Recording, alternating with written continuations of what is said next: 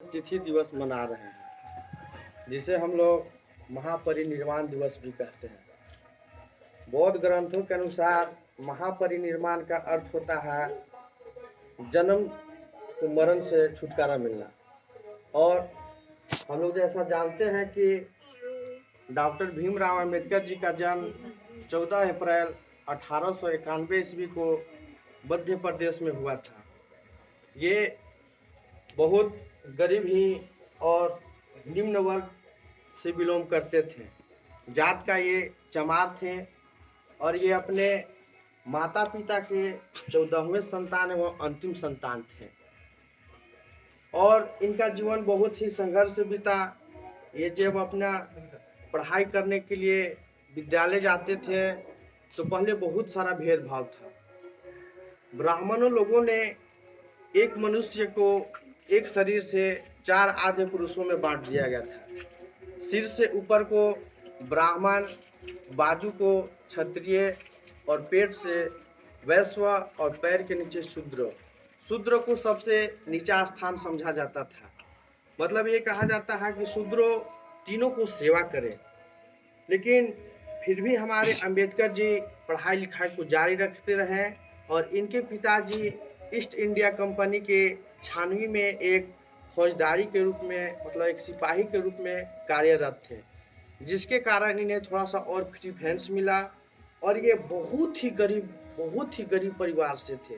अगर आज के वर्तमान की स्थिति में अगर देखा जाए तो हम लोग को कपड़ा पहनने के लिए, पढ़ने के लिए विद्यालय, सरकार सारी सुविधाएं देती है, खाना पीना भी देती है। लेकिन अभी के डेट में अगर गार्जियन को देखा जाए तो ये बच्चे के प्रति उतना चिंताशील विशेष नहीं रहते हैं, क्योंकि बाबा साहब अंबेडकर जी बोले थे कि शिक्षा वो शेरनी का दूध है, शिक्षा वो शेरनी का दूध है जो जितना पिएगा उतना दहाड़ेगा और जो नहीं पिएगा वो पशुओं की समान चलेगा।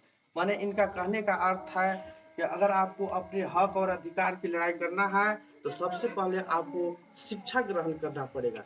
जब तक आप शिक्षित नहीं हैं तो आप अपने हक और अधिकार के विषय में कभी भी लड़ाई नहीं कर सकते। और बाबा बोधिसत्व जी का 5 मंत्र था। सबसे पहला शिक्षा। ये कहते थे, इनका कहने का अर्थ है कि आप कोई भी धर्म, समुदाय, कोई भी व्यक्ति से आप बिलोंग करते हैं, लेकिन आपको सबसे पहले शिक्षा बहुत जरूरी है। दूसरी बात, आपको संस्कार। अगर आप कितना ही पढ़ा लिखा व्यक्ति हैं, अगर आपके पास अच्छा संस्कार नहीं है तो पढ़ाई आपके कोई काम का नहीं है। तीसरी बात, संगति। अगर आप अच्छे शिक्षा ग्रहण कर लिए, आपके अच्छे संस्कार हैं और आपके अच्छे संगति नहीं है तो सारा बेकार है। क्योंकि अगर आप अच्छे लोगों के साथ संगति करते हैं तो आप अच्छे बन जाइएगा, और बुरे लोगों के साथ अगर आप संगति करते हैं तो बुरे आदमी आप कुछ दिनों में ही धीरे धीरे आप अपने आप बन जाएगा। कहने का अर्थ है कि अगर जो शराबी व्यक्ति है या जो बदमाश व्यक्ति है, अगर आप उसके संगत में, उसके गुणों में अगर आप आ जाते हैं तो आप उस प्रकार से बन जाइए। चौथा बात है एकता। अगर आपके पास शिक्षा है, संस्कार है, संगति है, अगर आपके पास एकता नहीं है, हमने पशु पक्षियों में एकता देखा है। वे लोग कहीं भी आते जाते हैं तो एक साथ आते जाते हैं। लेकिन अगर एकता की बात अगर किया जाए तो घर के लोगों ही भाई भाई में ही नहीं बनता है। बहुत स्थिति खराब है, तो आपको एकजुटता रहकर काम करना पड़ेगा, तब आप कोई भी कार्य को सफल बना सकते हैं। और पांचवा बात है व्यक्तिगत पहचान।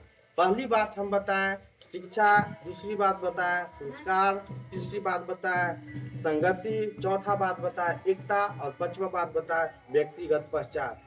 इनका कहने का अर्थ है कि कुत्ता भी अपने जीवन जीने के लिए, अपना पेट भरने के लिए इधर उधर भटकते रहता है। उस प्रकार अगर मनुष्य का पेट है तो अपने कार्य में इधर उधर कार्य करते रहता है। लेकिन जीना है तो एक दूसरे के लिए भी जिए। कुत्ता तो अपने लिए भी जीता है। अगर आप समाज के व्यक्ति हैं तो आप अपने समाज को आगे बढ़ाने का कार्य करें।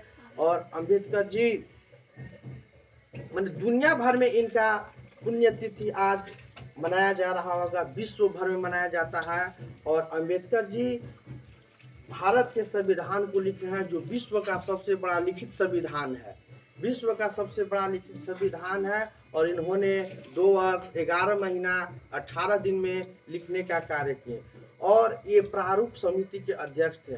कहा जाता है कि उस समय ये पढ़ाई लिखाई में सबसे महान और विद्वान व्यक्ति थे और गोलमेज सम्मेलन में ये पूर्ण रूप से भागीदारी लिए, क्योंकि इनका कहने का अर्थ और था, क्योंकि ये बहुत अपने जीवन को संघर्ष से देखे, बहुत गरीबताई से देखे हैं।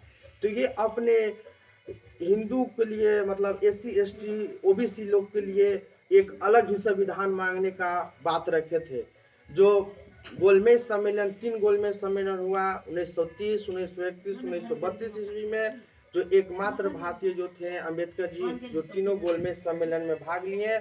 और दूसरे गोलमेज सम्मेलन में एकमात्र महात्मा गांधी जी जो थे, जो भाग लिए।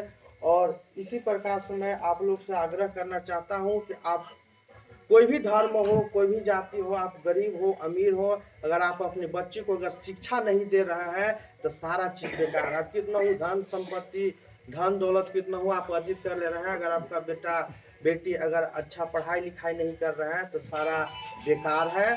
मैं इतना ही कहकर और मैं इनका जो पुण्यतिथि दिवस है, जो 6 दिसंबर 1956 ईस्वी को इनका देहांत हो गया था, मैं इतना ही कहकर अपनी वाणी को विराम देता हूँ। जय हिंद, जय भारत, जय अम्बेडकर।